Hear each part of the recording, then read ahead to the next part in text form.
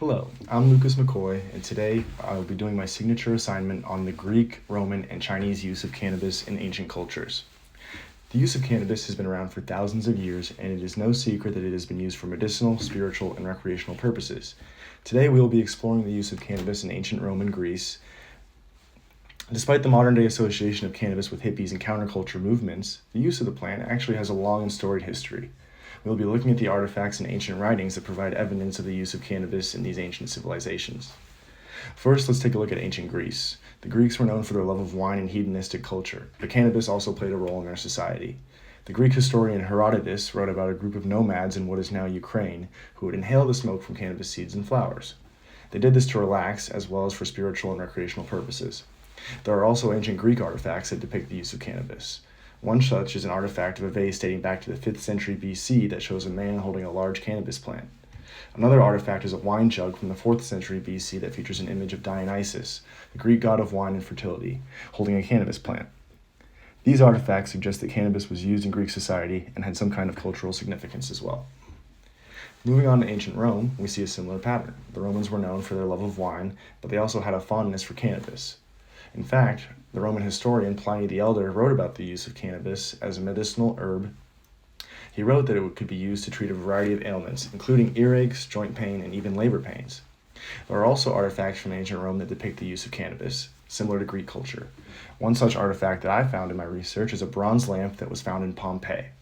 The lamp depicts a satyr holding a large cannabis leaf, which suggests that cannabis was associated with fertility and sexuality in Roman culture. But it wasn't just the Greeks and Romans who used cannabis. There are also records of it used in other ancient civilizations, such as ancient China. In fact, the Chinese Emperor Shen Nung wrote about the medicinal properties of cannabis in his Pharmacopoeia, which dates back to almost the 3rd millennium BC. The Indian text, the Atharva Veda, which dates back to around 2000 BC, also mentions the use of cannabis as a medicinal herb.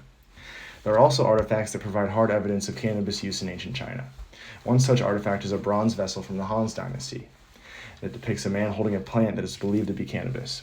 This suggests that cannabis was known and used in the Han Dynasty in China. Both ancient China and Rome also used cannabis for religious and spiritual purposes. In Rome, it was associated with the god of fertility, Bacchus, who is pictured here. In China, it was used by the Tao to achieve enlightenment and communicate with the divine. In conclusion, the use of cannabis in ancient Rome, Greece, and China was not as taboo as it is today. Ancient artifacts and writings suggest that it was used for medicinal, spiritual, and recreational purposes all over the world.